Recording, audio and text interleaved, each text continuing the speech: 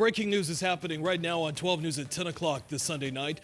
The north lanes of Highway 51 are closed at 32nd Street. This is a live look at that scene unfolding from an ADOT camera.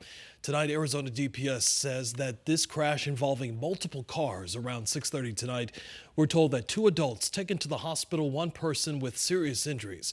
Right now, as we were saying, that area still closed. No word on when Highway 51 will reopen. Traffic, though, is being diverted at the 32nd Street exit. The south lanes are still open. More breaking news tonight. In the last 30 minutes, Scottsdale police tell us that a pedestrian has died after a crash at 87th Street and McDowell. Investigators say the driver did remain on scene. That area is still closed, and drivers are being urged to avoid that area while detectives reconstruct that scene. We'll continue to follow both of these stories for you overnight at 12news.com and have the very latest for you tomorrow morning, bright and early on Today in AZ, starting at 4:26. Tonight, a Valley family cleaning up and rebuilding part of their home after a truck plowed into it this morning near 19th Avenue and Broadway. 12 News journalist Gabriella Becerra getting a chance to talk with that family today. Gabby, a scary scene indeed. How are they doing tonight? Well, Jonathan, the family is still in shock, but feeling very lucky that no one was hurt, especially a baby who was just inches away from being hit by that truck.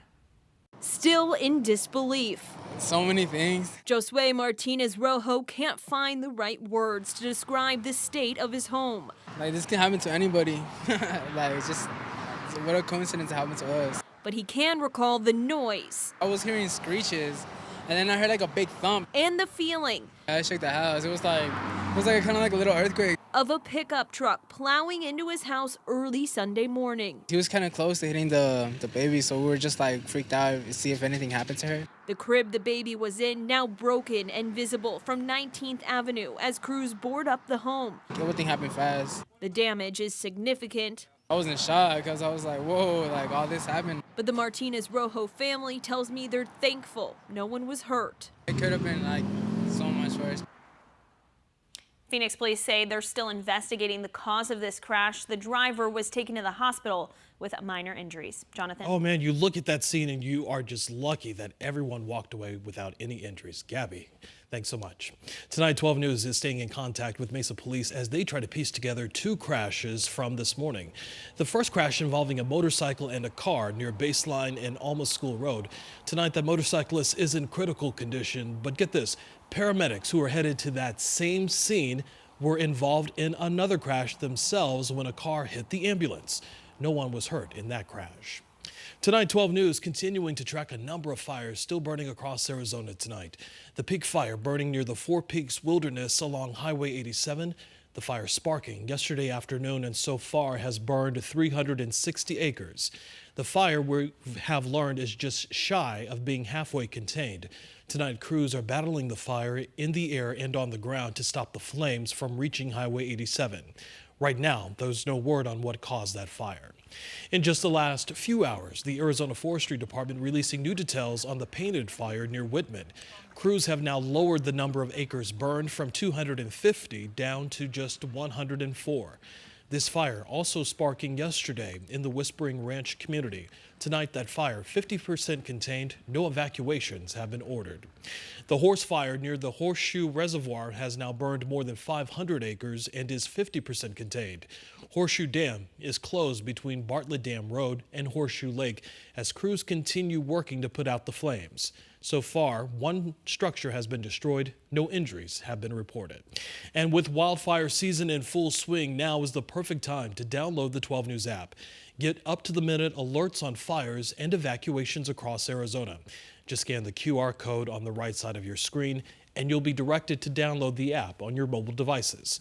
You can also get the very latest information at 12news.com/wildfires. Meanwhile, let's get you ready to head out the door for the start of your new work week. Meteorologist Ginger Jeffries here with a look at whether or not those hot and windy conditions will continue for this week. Well, we're certainly going to trade one off for the other during the day and then a resurgence of wind overnight. Right now, getting a nice little lull outside after very breezy conditions. Past 72 hours, winds getting close to 20 miles an hour in the higher elevations, even from the valley floor. explore the metro area, seeing calm conditions, and in the rim country and high country, we're not seeing much wind over about 7 to 10 miles an hour. However, as I put this in motion, watch what happens tomorrow after about 3:30 in the afternoon. Another wind response. I'm not looking for this to result in any kind of wind advisories because the duration just isn't long enough. But each day, follow along. Here we go. Tuesday at 3:30, we're getting another wind response, and the most sizable wind response will come on Wednesday. That's when we're going to see the strongest velocity and the most widespread wind. The reason for that is right here. We've got some moisture that's basically brushing through the four corners. This has potential to kick off some thunderstorms midweek. Until that time, we do have some triple-digit heat I need to let you know about coming up in my full forecast. Jonathan? Ginger, we'll see you in just a few minutes. Thank you. A powerful 6.4 magnitude earthquake rocking parts of southern Mexico along with Central America this morning. According to the U.S. Geological Survey, no injuries or damages were reported, but aftershocks from that quake could be felt along the Pacific coast and even here in Arizona. That's because folks in Yuma reported feeling a 4.9 aftershock that was recorded near Baja, California. Tonight, a local group helping to make sure that the unsheltered women here in the valley have the basic necessities. That includes making sure they have feminine hygiene products. And today, members of the group Women for Women holding a packing party to make bags of essential products for women. Those bags will be delivered to different agencies that help the unsheltered and unhoused.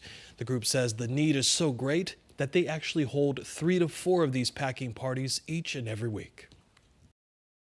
Last month, we gave out over 4,500 of our little bags. So the need is growing. We distribute through about 40 different locations throughout the valley, and we've sent products up to the Navajo Nation. If you'd like to help the group out as they continue their mission, they are planning another packing party this coming Saturday at Community Christian Church in Tempe. Still to come tonight at 10 o'clock.